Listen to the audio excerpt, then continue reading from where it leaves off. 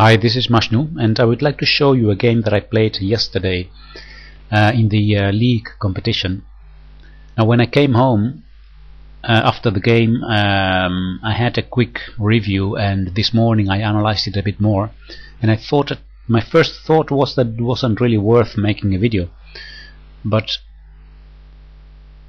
later I thought, well, there is actually a very instructive element in this game, and that is that it shows how important it is to coordinate your pieces well already in the opening. Already in the opening, work with the plan and let your pieces work together. So that's why I'm making this video now. Well, it's quite a short game. I was playing white here, and I played d4. My opponent plays d5. I continue with c4, the queen's gambit, e6, knight to c3, bishop e7, all theoretical lines, knight to f3, knight to f6, and now I chose to play the move bishop to f4. This is one of my favorite variations, bishop to f4. This bishop actually controls the e5 square very well, and also is targeting c7, so eventually it can be combined with an attack with the knight on b5 against c7. Perhaps this is the reason why my opponent chose to play here the move a6 to prevent any knight b5. I continue with e3, and now he played knight to h5. This knight to h5 move is a move that I have seen before in this bishop f4 variation. The idea is, of course, he wants to trade his knight for my bishop, because this bishop is very well placed here. But I do have here the move bishop to e5, and now if black wants to continue in a consistent way, he should play knight to c6 to attack the bishop again, or to play f6, but f6 doesn't really look very good. I would go back to g3, of course, and if after he takes, I can take with the h pawn and have this open h file, and his pawn structure on the king side is already a bit damaged. So I don't think this is a very good idea. Actually, I think perhaps knight to h5 in this previous position was not already not very good, but still there's nothing dramatically going wrong.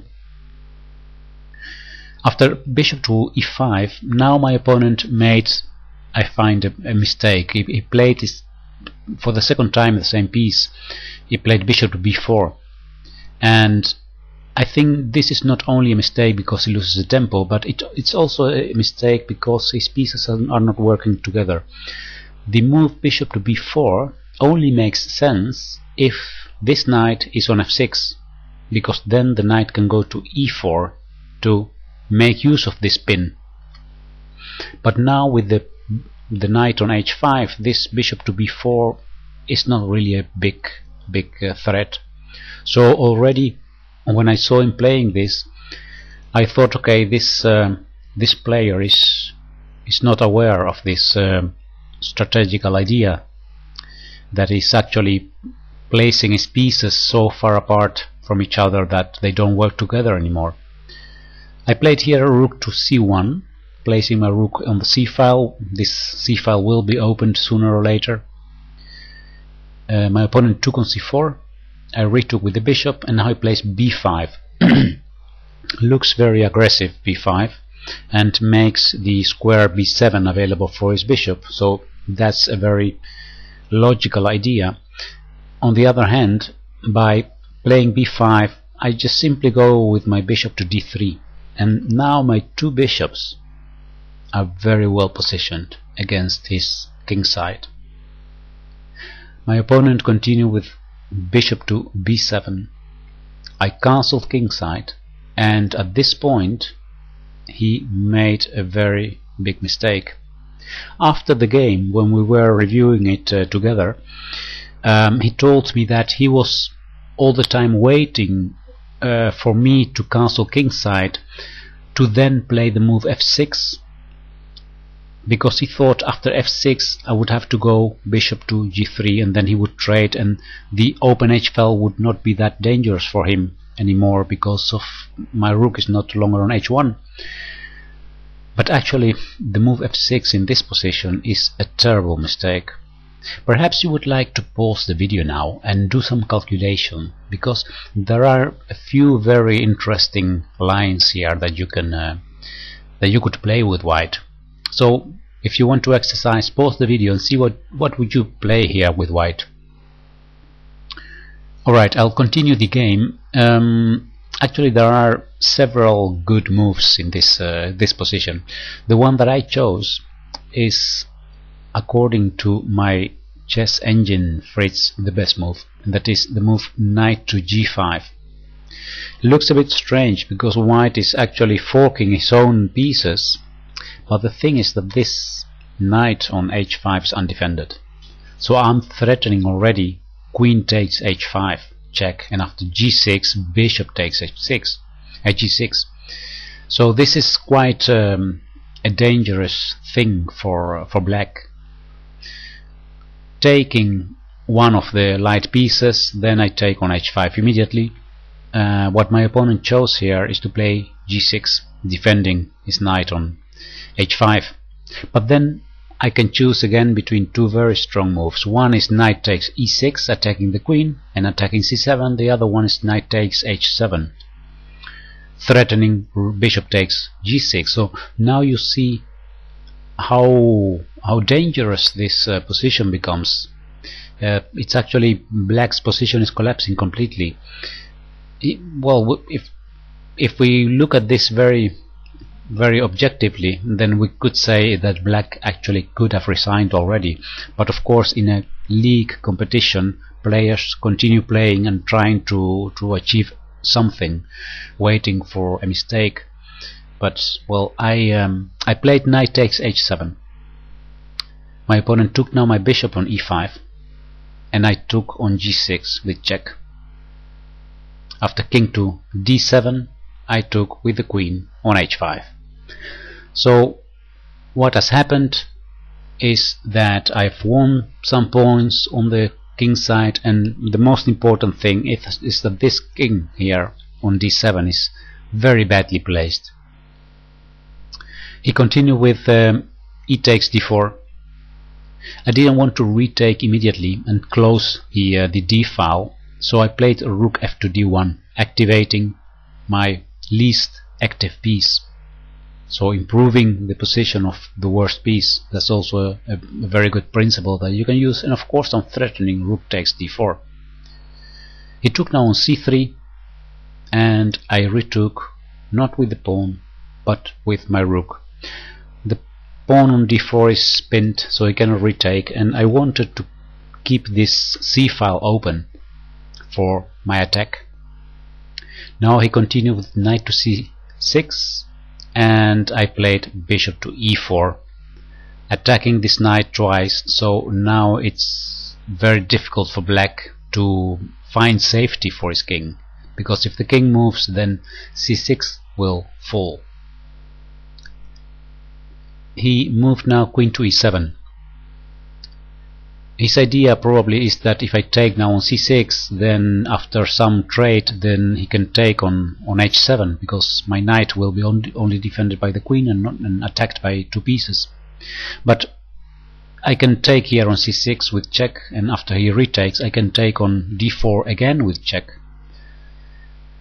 Now instead of going back with his king to c8, he played bishop to d5, and now I have the nice double threatening move queen to e5, threatening on c7, and also if the king goes back, then I can take on h8.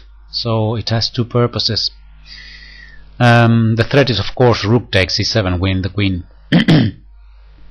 Now he played to stop this threat, he played the move c6, and now I brought my knight from h7 to f6 check, and now it's actually all over.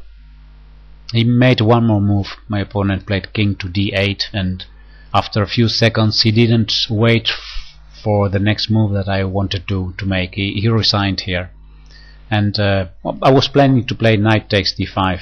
this is winning, because he cannot retake, because then the h8 rook is falling. So this is simply horrible for him.